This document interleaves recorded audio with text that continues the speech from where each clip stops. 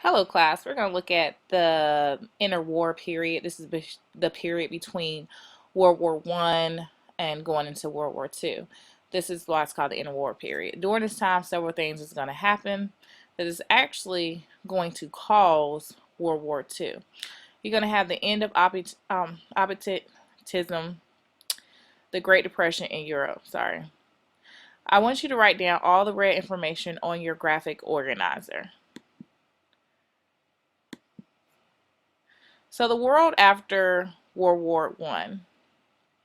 It was the victorious countries experienced a period of boom, meaning they made a lot of money. Next year, when you take 8th grade U.S. history, you'll talk about the Roaring Twenties and how the United States experienced just a large amount of growth and an increase in money. That is going to trickle down to the world. Everybody's going to experience that. The Allied countries continue their alliances through international trade and economic cooperation.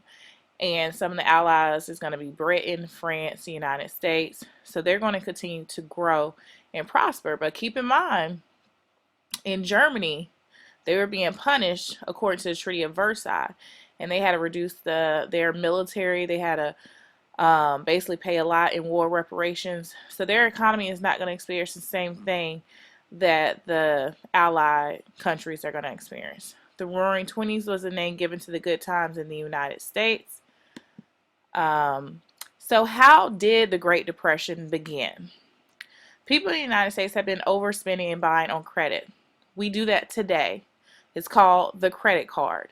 You buy stuff using a credit card, and you have to pay that credit card back with interest. And a lot of Americans even today do that. That was one of the causes of our recession, because people increase their credit card usage. So it's going to lead into the stock market crash, October 29, 1929. Americans are going to rush to the banks to withdraw money, so banks were forced to close. Even today, when you put your money in banks, they take your money and they loan it out to other people, although it shows in your account that money's there. So if every single American went to the bank today and asked for their money, every single American would not get the full amount that they put in the banks because your money is loaned out.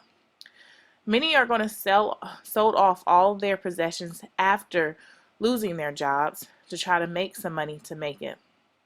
The unemployment and homelessness is going to skyrocket in the United States.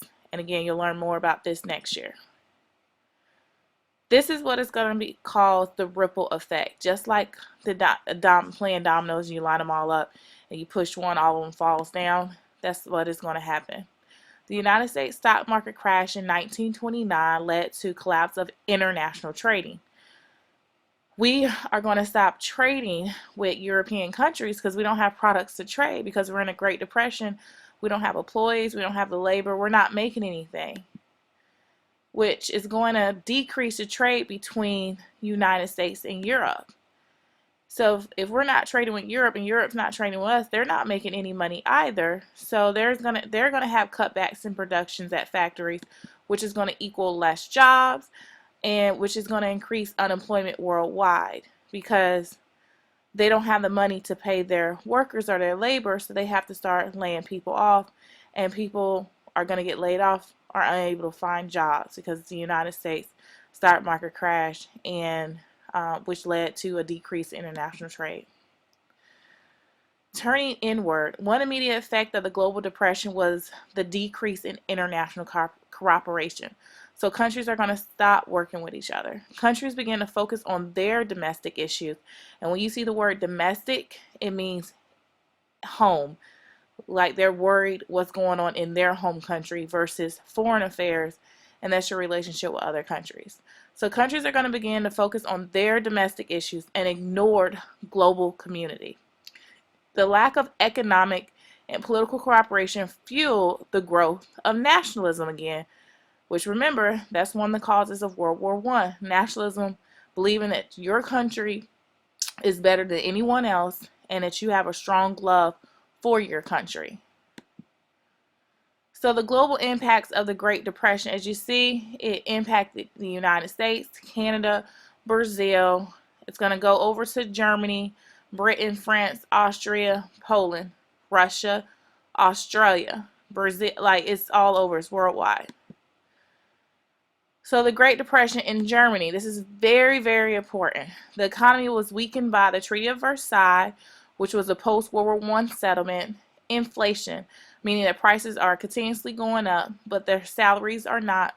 That means that they can't afford the products because their salary is not increasing with the increase of pricing. So it's a bad thing. They're going to have extensive borrowing by the government because the government cannot afford to pay the war reparations. So they are going to start borrowing money from other countries, which is going to put them further in debt. The German government responds by cutting public services such as water, trash, police, fire, refusing to pay back debt from World War I. They don't have the money. And use of emergency power by officials to enforce order and cooperation of German citizens. The Great Depression in Britain.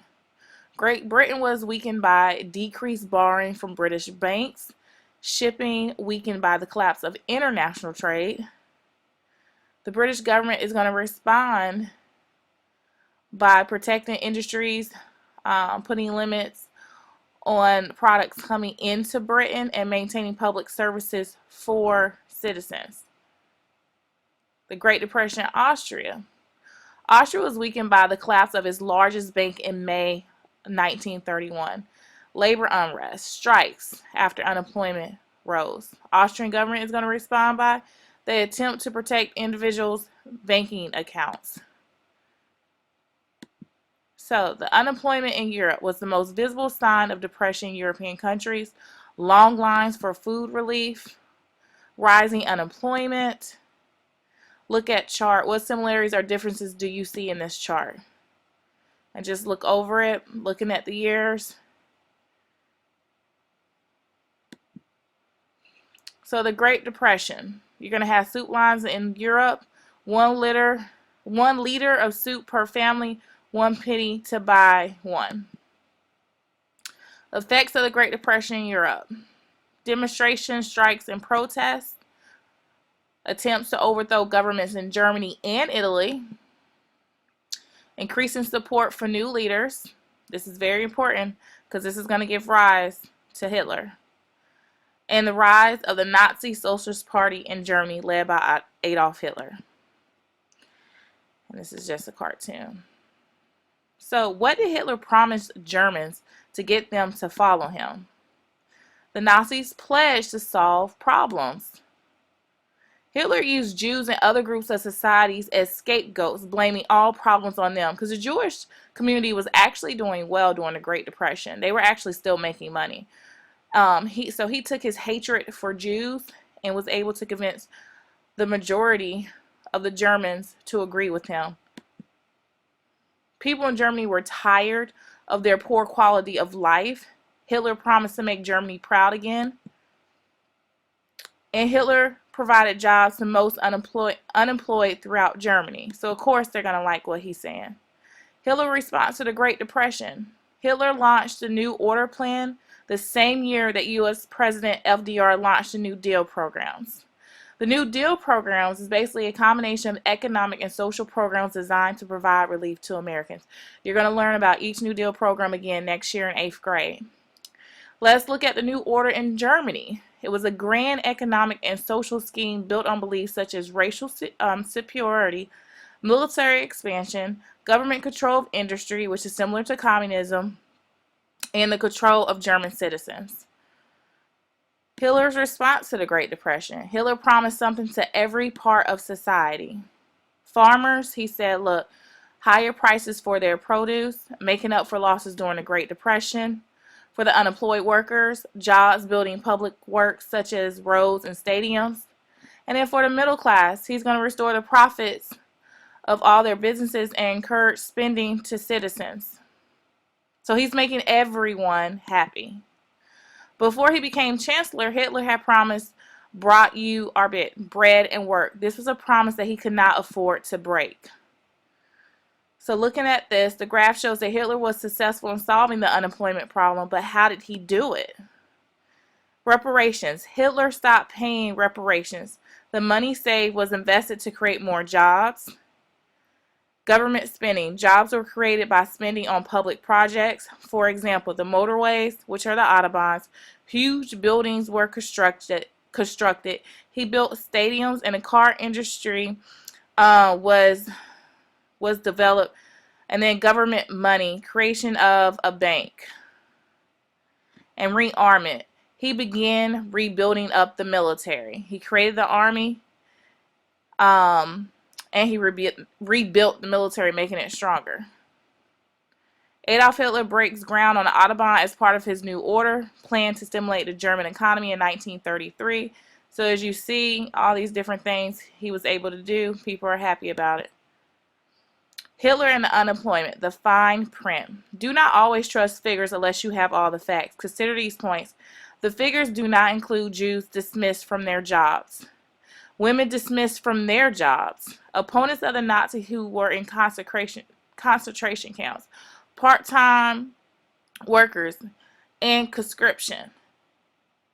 So conscription is like the draft, him forcing individuals to join the military. So although the figures look nice, where did those jobs come from? He took them away from the Jewish community. He took them away from the women. And that's the graph showing that. And that is going to basically lead us into World War II. And that is the end of the slideshow.